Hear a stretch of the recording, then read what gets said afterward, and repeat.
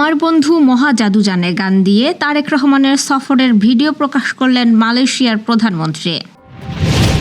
চীনের 4 বৈশ্বিক উদ্যোগে যুক্ত হচ্ছে বাংলাদেশ, ভূ রাজনীতিতে বাড়বে গুরুত্ব। নিষিদ্ধ দলের তৎপরতা চোখে পড়া জাতির জন্য ব্যর্থতা, বললেন রেলমন্ত্রী। 8 দিনের বিদেশি ইন্টার্নরা অন্য হাসপাতালে যাবেন না। ঢাকা সিটির উত্তরে সেলিম, দক্ষিণে সাদিককে মেয়র প্রার্থী করল জামায়াত। ঝিকরগাছায় যুবদল ছাত্রদলের বিক্ষোভ মিছিল। সাহাবী হত্যার বিচার দাবিতে বাঘারপাড়ায় লাশবাহী খাটিয়া নিয়ে বিক্ষোভ। দর্শক, শুনছিলেন সন্ধ্যার খবরের প্রধান শিরোনাম, এবার বিস্তারিত। তার আগে আমাদের ইউটিউব চ্যানেল সাবস্ক্রাইব করুন এবং সব খবর পেতে ফেসবুক পেজ ফলো করে রাখার পাশাপাশি ওয়েবসাইট ভিজিট করুন। প্রধানমন্ত্রী তারেক রহমানের প্রথম রাষ্ট্রীয় সফরের চুম্বক অংশ নিয়ে মালয়েশিয়ার প্রধানমন্ত্রীর দপ্তর একটি ভিডিও প্রকাশ করেছে, যাতে ব্যবহার করা হয়েছে হাবিব ওয়াহিদ ও মেহেরনিগরি রুস্তামের গাওয়া গান মহা জাদু। আজ সকাল 9টার দিকে মালয়েশিয়ার প্রধানমন্ত্রী আনোয়ার ইব্রাহিমের ভেরিফাইড ফেসবুক পেজে দেওয়া এক পোস্টে এই ভিডিও প্রকাশ করা হয়।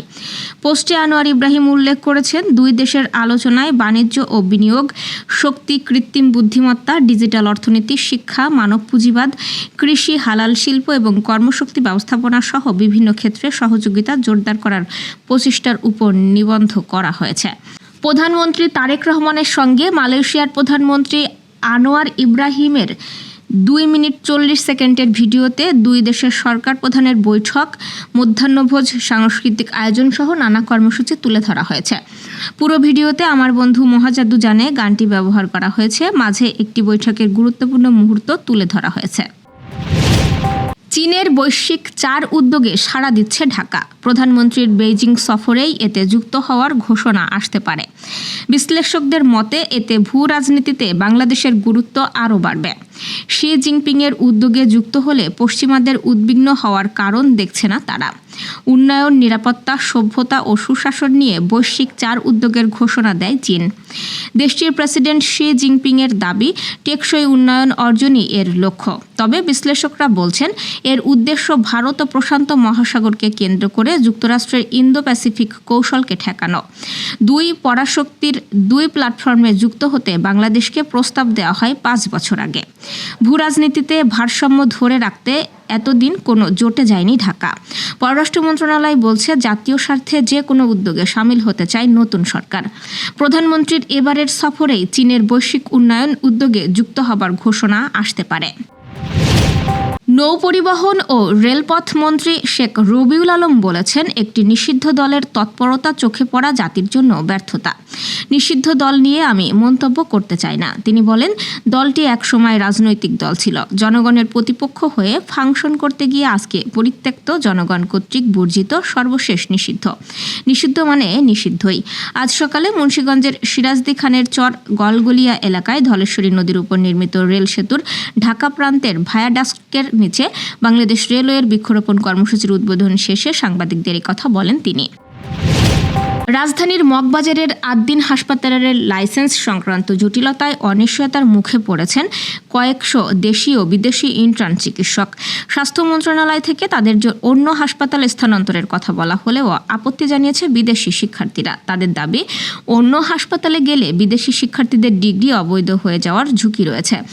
আজ সকালে 8 দিন হাসপাতালের লাইসেন্স ফেরত দেওয়ার দাবিতে স্বাস্থ্য মন্ত্রণালয়ের স্মারকলিপি জমা দেয় বিদেশি ইন্টার্ন চিকিৎসকেরা। পরে তারা গণমাধ্যমে জানান, এই সিদ্ধান্ত বাংলাদেশি শিক্ষার্থীদের জন্য সহজ হলেও বিদেশি শিক্ষার্থীদের জন্য সম্ভব নয়।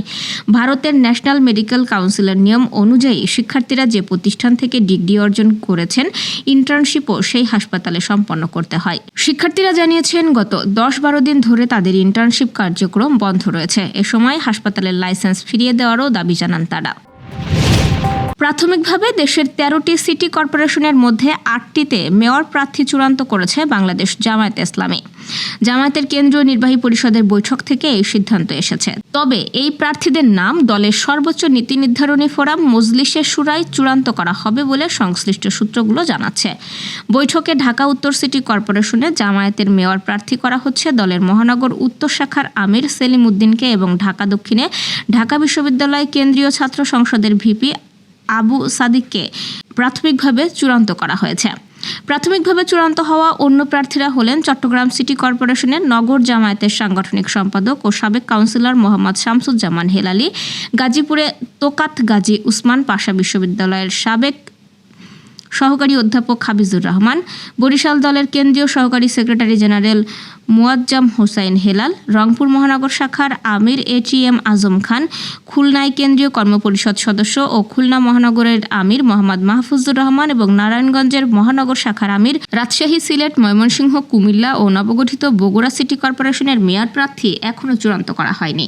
এসব পদে বেশ কয়েকজন প্রার্থী আলোচনায় আছেন। তাদের বিষয়ে জামায়াত আরও পর্যবেক্ষণ করে সিদ্ধান্ত নেবে।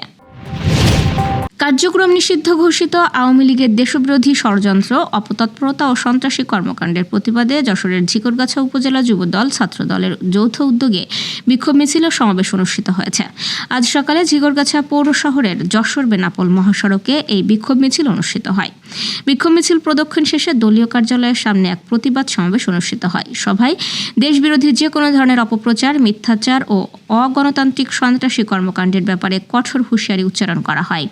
এতে সভাপতিত্ব করেন উপজেলা যুবদলের সভাপতি নাজমুল হক নাজু। বক্তব্য রাখেন উপজেলা যুবদলের সাধারণ সম্পাদক আরাফাত কল্লোল, উপজেলা ছাত্রদলের আহ্বায়ক আশরাফুল আলম রানা, পৌর ছাত্রদলের আহ্বায়ক আরাফাত কমল, সদস্য সচিব মইনুল ইসলাম জনি, উপজেলা যুবদলের যুগ্ম সম্পাদক বুলবুল আহমেদ, সাংগঠনিক সম্পাদক রাসেল হোসেন সহ অন্যরা।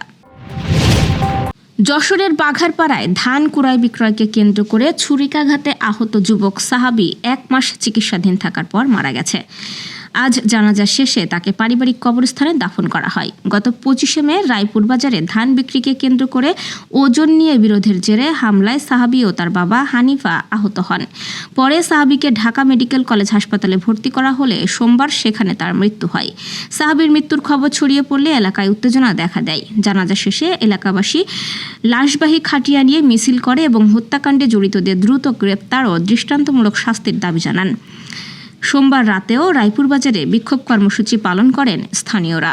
দর্শক, এ ছিল সন্ধ্যার আয়োজন। রাতের খবর দেখার আমন্ত্রণ রইল। এতক্ষণ সাথে থাকার জন্য ধন্যবাদ।